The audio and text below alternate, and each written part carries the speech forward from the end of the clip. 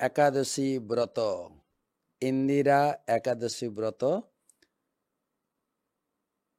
শাস্ত্রে যুধিষ্ঠির এবং ভগবান কৃষ্ণ সংবাদে যে একাদশী ব্রত মাহাত্ম্য বর্ণনা করা রয়েছে তারই পর্যায়ক্রমে আলোচনা করব।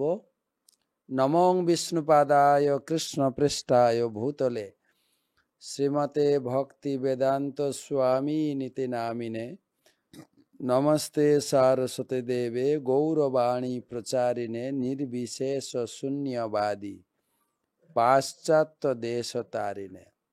আশ্বিন ভাদ্র পূর্ণিমা গেছে, এবারে আশ্বিন কৃষ্ণপক্ষে ইন্দিরা একাদশী ব্রত, আর এটা চলছে পিতৃপক্ষ। ভাদ্র পূর্ণিমার পর দিন থেকে বর্তমান 8 সেপ্টেম্বর থেকে 21 তারিখ পর্যন্ত এটাকে বলে পিতৃপক্ষ। 21 তারিখে মহালয়া। মহৎ ব্যক্তি পিতৃপক্ষ, মহৎ ব্যক্তি আমাদের পূর্বপুরুষরা, তারা যে যেখানে আছেন আমাদের পরিবারের পক্ষ থেকে তারা পিণ্ড তর্পণ আদি নেওয়ার জন্য তারা আগমন করেন। এই 15 দিনে 14 দিনে একটা পক্ষ পিতৃপক্ষ, তারপরে দেবী পক্ষ সূচনা হবে। তো এই পিতৃপক্ষের মাঝখানে যে একাদশী ব্রত, এবং শুরুতেই ভগবান কৃষ্ণ বলছেন মহারাজ যুধিষ্ঠির কি বলবো, এই একাদশী ব্রত, ইন্দিরা একাদশী ব্রত সমস্ত পাপ বিনাশ করে এবং শুধু তাই না, আমাদের পিতৃগণের অধোগতি থেকে তাদের উদ্ধার করে উত্তম গতি দান করে এই ইন্দিরা একাদশী ব্রত। তো এই সম্বন্ধে একটা কাহিনী তিনি তুলে ধরেছেন। ভগবান কৃষ্ণ বলছেন সত্যযুগে শত্রু দমনকারী ইন্দ্রসেন নামে এক রাজা মহিষ্মতি পুরীতে অত্যন্ত সুখে পুত্র পৌত্রাদি এবং প্রজাদের নিয়ে তিনি অত্যন্ত সুখে রাজ্য শাসন করছিলেন এবং প্রজারা অত্যন্ত রাজাকে সম্মানবশত, রাজাও প্রজাদের বাৎসল্যভাবে তাদের ভরণ পোষণ সবকিছু দায়িত্ব গ্রহণ করেছেন। এবং রাজা ছিলেন বিষ্ণু ভক্ত ইন্দ্রসেন রাজা। ভগবান বিষ্ণুর আরাধনা, গোবিন্দের নাম জপ এইভাবে করে গোবিন্দের শরণাগত হয়ে তিনি রাজ্য পরিচালনা করতেন। একদিন রাজসভায় বসে আছেন আর উপর থেকে নামছেন নারদ মুনি, তার বিমান থেকে তিনি নিচে অবতীর্ণ হলেন। নারায়ণ নারায়ণ নারায়ণ। আর নারদ মুনির আগমন দেখে রাজা অত্যন্ত শ্রদ্ধান্বিত এবং উৎফুল্লিত হয়ে নারদ মুনিকে উচ্চ আসনে বসালেন, পাদপ্রক্ষালন করলেন, ষোড়শ উপাচারে তার পূজা করলেন। নারদ মুনি জিজ্ঞাসা করলেন, হে রাজন, আপনার রাজ্যে সমস্ত কিছু কুশল কিনা, আপনি নিজে কুশল কিনা, আপনার পরিবার, আপনার প্রজাদের কুশল সংবাদ। তো ইন্দ্রসেন রাজা বললেন, হে মণিবর, আপনার আশীর্বাদে রাজ্যের সমস্ত কিছুই কুশল। আপনার আগমনের হেতুটা যদি আপনি বলেন, আপনার সেবায় ব্রতই হতে পারে।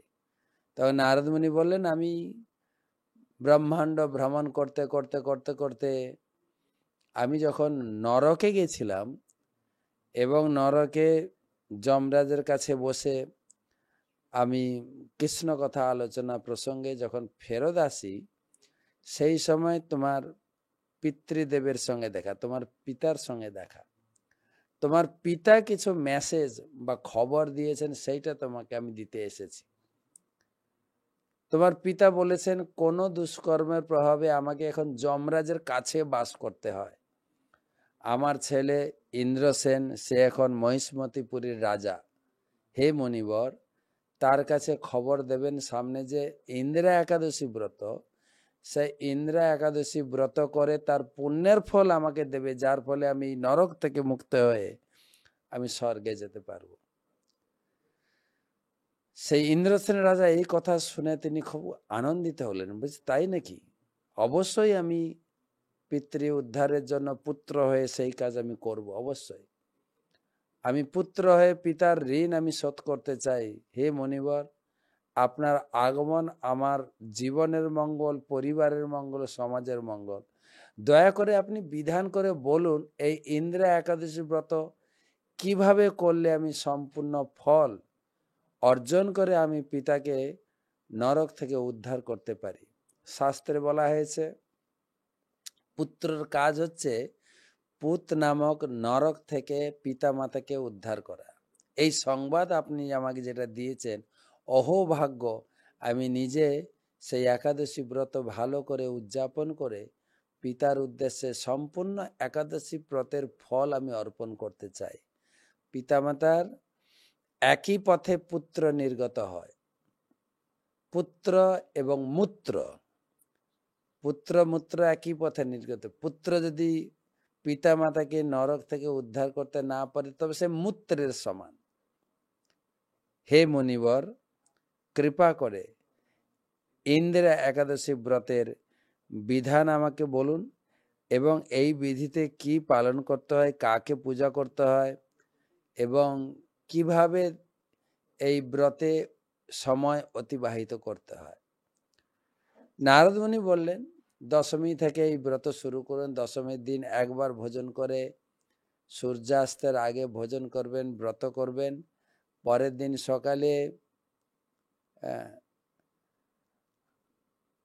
ভোরে প্রাতঃকৃত প্রাতঃস্নানাদি শুদ্ধ বস্ত্র পরিধান করে আচমন করে অন্তর এবং বাহির শরীরকে শুদ্ধ করতে হয়। তারপরে গণ্ডূষের জল নিয়ে আপনি সংকল্প করবেন। সংকল্প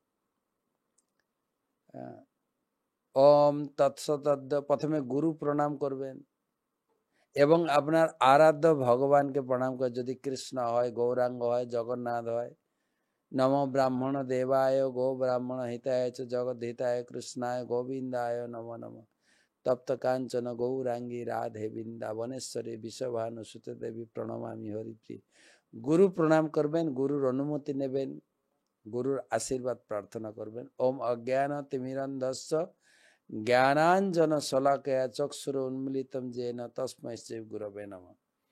তারপরে গণ্ডূষে জল নিয়ে আপনি মন্ত্র পাঠ করবেন। হরি ওম তৎসৎ। অদ্য ব্রাহ্মণ দ্বিতীয় পরার্ধে আশ্বিন মাসে কৃষ্ণপক্ষে ইন্দিরা একাদশী ব্রত। আপনার নাম এবং গোত্র শ্রীকৃষ্ণ প্রীতিকাম অহম একাদশী ব্রতম করিষ্যে। প্রার্থনা করবেন, ব্রত করবেন যে আমি এই একাদশী ব্রতে আমার মন, ইন্দ্রিয় সংযম এবং বাক্য সংযম, আমি যেন ক্রোধিত না হই।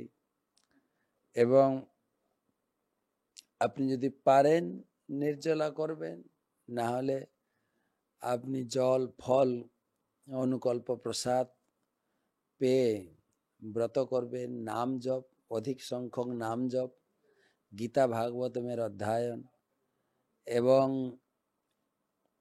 পরের দিন কেশবের পূজা করবেন। কেশব ভগবানের পূজা অর্চনা করে সন্ধ্যার সময় ধুমধাম করে সন্ধ্যা আরতি করবেন।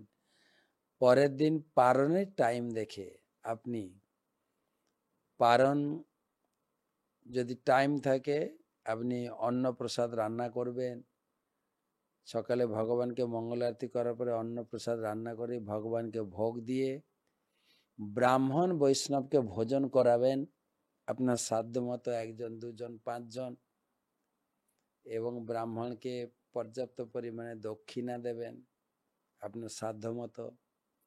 তারপরে ব্রাহ্মণের অনুমতি নিয়ে আপনি আপনার এই ইন্দিরা একাদশী ব্রতের ফল আপনি আপনার পিতার উদ্দেশ্যে বা পিতৃপুরুষের উদ্দেশ্যে আপনি অর্পণ করতে পারেন।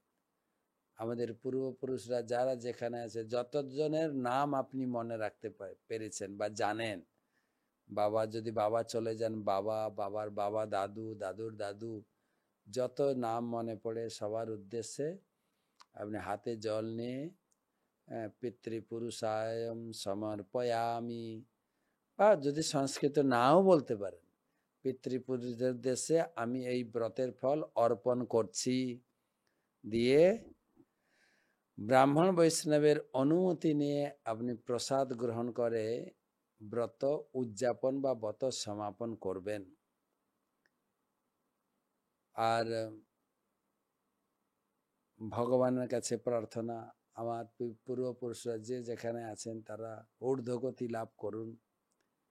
তো এইভাবে নারদ মুনি শিক্ষা দিলেন। আর ইন্দ্রসেন রাজা তিনি নিষ্ঠা ভরে এই ইন্দিরা একাদশী ব্রত পালন করে পিতার উদ্দেশ্যে এই ব্রতের ফল তিনি উৎসর্গ করলেন। আর উপর থেকে স্বর্গ থেকে পুষ্পবৃষ্টি হতে শুরু করলো রথে চড়ে।